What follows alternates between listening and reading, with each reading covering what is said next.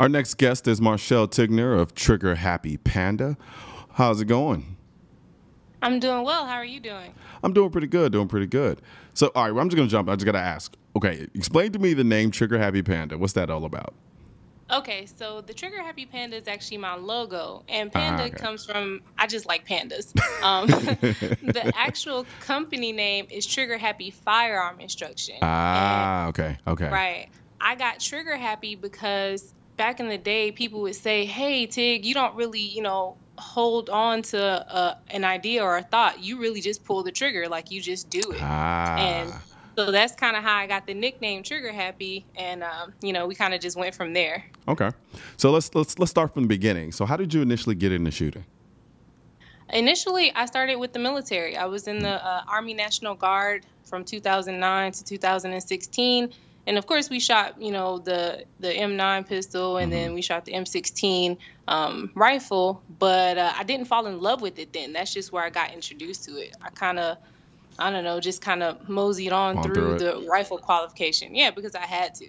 So at what point did you hit the point in your life where you kind of fell in love? Like, was it a slow progress into falling in love after the fact, or was it something that just kind of continued on? It was instant. Like, as soon as I got out of the military, I started working at a gun range in Atlanta. Okay. And I think like the second time I shot, I was in love. I loved the feeling. I loved the recoil. I wanted to shoot the biggest thing ever. We had machine guns. I wanted to shoot the Chris Vector every day, and it was immediate. So, I never thought that I would feel this way about firearms, but, I fell in love. So what was it? Because when you were going through training, you said it didn't really do anything for you, and then when you got out and you started working at the gun range, it was instant. What do you think the difference was between then and then now? I think the difference was in the military, you're kind of shooting for defensive reasons. Sometimes it's a spray and pray. Yeah. You're just trying to deter the threat. But when you're shooting at a gun range and you're inside and you're able to focus on isolating those fundamentals, like your breathing and your trigger squeeze, and, we're shooting at business cards and we kind of make it a competition, that's when it becomes really fun, Gotcha. Yeah. So at what point did you realize, I want to start training? I think it was about 4 or 5 months into working at the range. We were just shooting around for fun and doing competitions between the coworkers, and I ended up taking an NRA RSO course. And then our instructor, he was like, hey, there's a lot of courses you can take. You can become an instructor, a chief range safety officer. And I was like, oh, that sounds fun. So, the range paid for my certifications, and that's when I started taking it more seriously. Okay. So now at this point, do you train exclusively women? So I teach men and women. Okay. But I wanted to focus, especially our first 10 or 11 classes, on just women, more specifically women of color, because there's not a whole lot of firearm instruction companies that are targeting just women of color, where they feel comfortable coming to learn. And, it's easier to learn from someone who looks like you, versus someone who you have really not a lot in common with. So from your experience, and I've had this conversation before with other people. I've had it with men, I've had it with women, I've had it with other black women, and the perception's one thing, reality is another, and then there's somewhere in between facts. And, first I'm going to ask you this.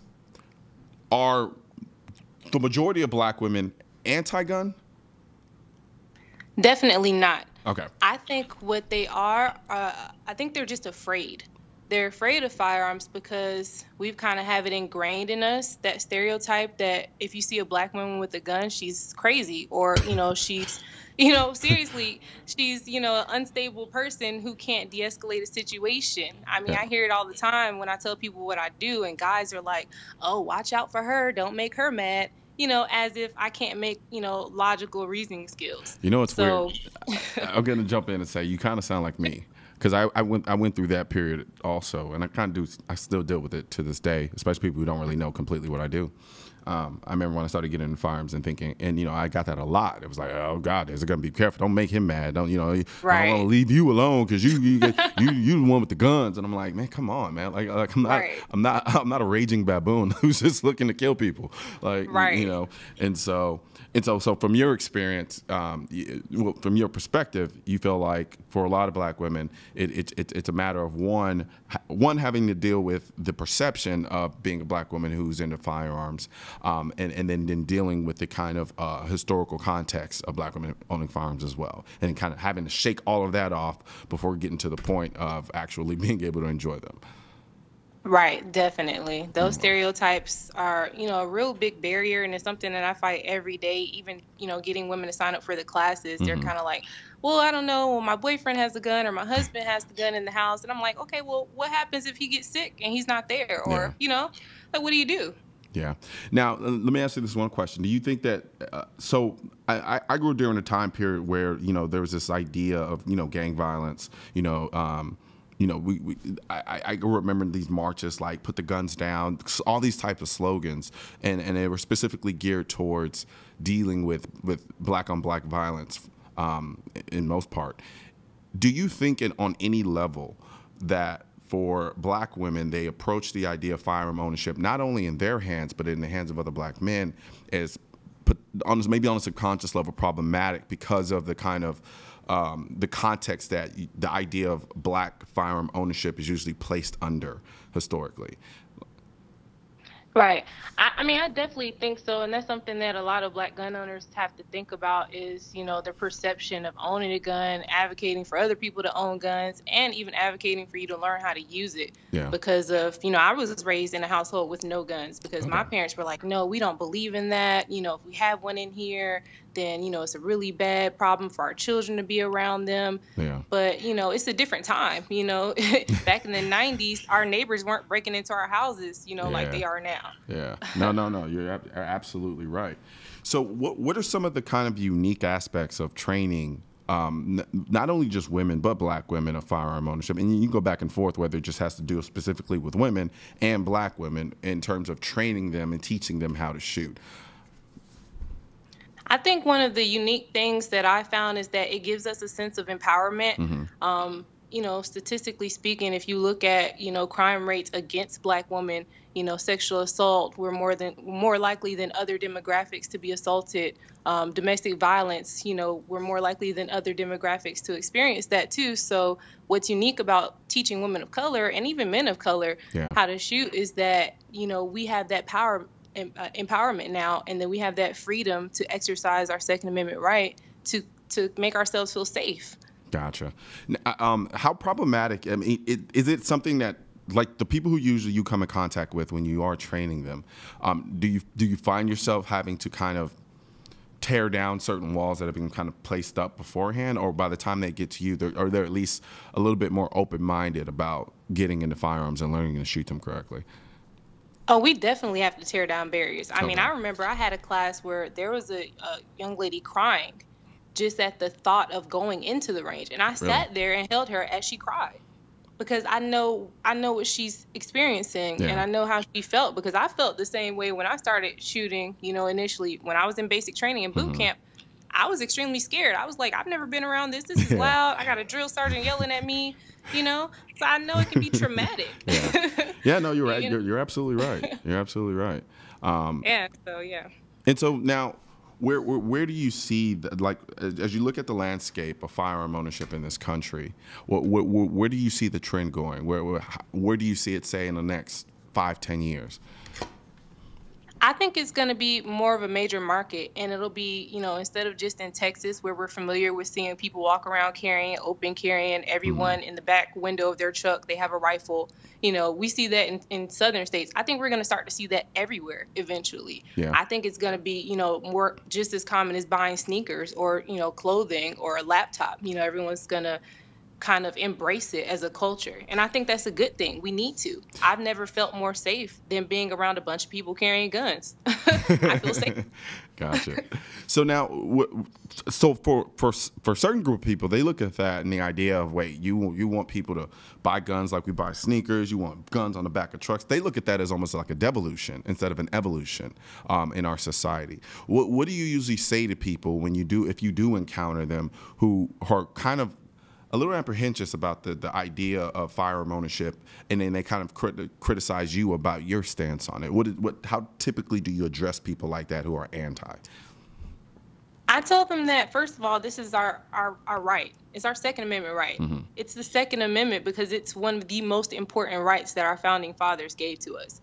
So, if it wasn't so important for this country, then it wouldn't be in the Constitution, firstly. Secondly, I think their apprehension is about the safety of it. Yeah. And that's true. A lot of people walking around with firearms isn't a good thing if they don't know how to properly use them. Yeah. So from my stance, I'm like, well, that's why I'm teaching people how to safely use them, right? Because if I didn't have this job, then people are just going to be walking around with them and not know how to use them. And that's the problem. Yeah, absolutely. Now, from a training perspective, what is the most difficult thing to teach not necessarily just women of color, but all the people you typically train? What is the hardest thing to teach people to do from a shooting standpoint? Not anticipate the recoil. Gotcha. Yeah, I struggle with that myself. Right. I have to dry fire. I have snap caps and I sit here and I dry fire at my house because I'm like, look, that's something that you have to get used to. And it's different for every, that it's different for every firearm. You know, everybody's trigger length is different. So, you can be comfortable with your Glock 19 and try to go shoot a 38 revolver and, it's way different. So that's the hardest thing. Gotcha. So now, do you carry? Of course, every day, all day. Okay. Well, I asked that because, how hard is it as a woman to have to, because I carry all day, every day as well, but as a woman, and especially considering the type of clothes that the type of clothes that women typically wear, how hard is it to carry every day as a woman? It can be difficult, especially, getting into the summer months. It's way easier in the winter because I have a jacket or a hoodie on. Yeah, it's really easy. But in the summer months for women, it can be a little more difficult. But I have a Glock 43, and usually I have it in the waistband holster, and you can't ever see it. Sometimes, depending on what I'm wearing, I might be double carrying, like at a class, and I'll show them, like, look, I have on the 19 on my hip, but at my 6 o'clock, I have that 43, and you never would have known that, right? So I try to prove to them that, hey, you can carry wearing shorts, you can carry wearing tank tops, you just have to practice a little more, and everybody's body type is a little different. Yeah. Now, so like when I started carrying initially, I came up in the realm of you dress around the gun, right? And I rejected that. I wanted to find the gun that I felt could fit my lifestyle better, and especially in the way that I dress as well. Being a woman, do you find yourself doing that? You find yourself dressing around the gun you want to carry, or do you try to find a gun that fits the way that you dress? I always find a gun that fits the way that I dress. I'm a Glock fan, to be quite honest, and all the Glocks I've ever owned, from the 27 to the 43 to the 19, they all fit perfectly on my person. I definitely don't believe in carrying a firearm in your purse or a book bag. I don't advocate for that at all. See, that's where you and I would disagree. Really? You think people should put them in their purses? I think if it's your only option, yeah. I think there's go ahead. Sorry, go ahead. No, I was about to say, if that's the only option, like if you're in a swimsuit, okay, obviously you can't conceal in a swimsuit. So, in your purse. But if you're walking around, you have a coat on and jeans and you can put it on your person, put it on your person. Because if I'm a bad guy, I'm not going to walk up to you and say, hey, can you just take the money out of your wallet, out of your purse so I can take that and go away? No, they're just going to snatch the whole purse and run away with it with your gun inside. I absolutely agree with you. I think I probably should clarify a little bit more. I don't. If I'm going to pick and choose, I'm always going to say, if you can carry on your body, carry on your body. That's going to be 10 times better. But at the same time, I think people should also kind of look at things from the perspective of, I say carry however you want to carry, as long as it's going to make you carry the most, but also Right. but do it understanding the limitations of the way that you're carrying, because Right. each form has its own limitations. So if I'm going to carry off body and I'm going to have a gun in my bag, I need to understand what you just said. If something happens, I'm probably not, if and it's immediate and I'm caught off guard, I'm probably not going to be in the best position to deal with it. Right. You know what I mean? And I need to understand right now, I'm only prepared for something that I can see coming and have time to get into my bag and get the gun. Right. But yeah, I agree with you from the standpoint of if you have the option of carrying on body, please carry on body. It's way more advantageous. Now, I've had this conversation before, and I've written a couple articles about it before as well. Do you find that a lot of the people that you train are very apprehensive, especially when they start carrying, about carrying with the round in the chamber? Yes, that is probably one of the bigger concerns with a lot of my students. A lot of them, I teach a lot of women, so of course they have children around, and they Gotcha. feel like if I have a round in the chamber and I'm carrying a firearm that doesn't have a safety, it's, less safe for my entire family. And I can understand that. I'm not a parent yet, but I understand their concerns. But what I always tell them is that, are you going to have time to chamber around when something happens? Yeah. Are you going to have time to unlock that, unlock your trigger guard, or, get it out of that case on the top of the closet when something happens? Yeah. And I also advocate for teaching your children. I mean, I taught children as young as 5 firearm safety. Yeah. I mean, the maturity level of your child, but, they need to know if it's going to be in the house, the first time they see it shouldn't be when it's, loaded and in your dresser, because they're going to get it and squeeze the trigger. They want to play with it. Absolutely. Absolutely. Now, with that being said, there was an article recently that you were mentioning where they were talking about where they're saying basically there's a surge in the number of black women who are now taking up shooting. Why do you, from your perspective and what you do, why do you think that may be the case? If that is actually indeed the case. Right. I mean, I don't have any of the numbers to back this up, so I Uh-huh. can't prove this. But a lot of people have been saying, since President Trump has been elected, African Americans are going out and buying firearms. I don't necessarily know that to be true because I don't have any numbers to back that up. But I Gotcha. can say from my experience, I did have a lot of people when I was working at the range come in and specifically state, this is why I'm here. Yeah. But the irony of that is that, President Trump is pro Second Amendment. So, Yeah.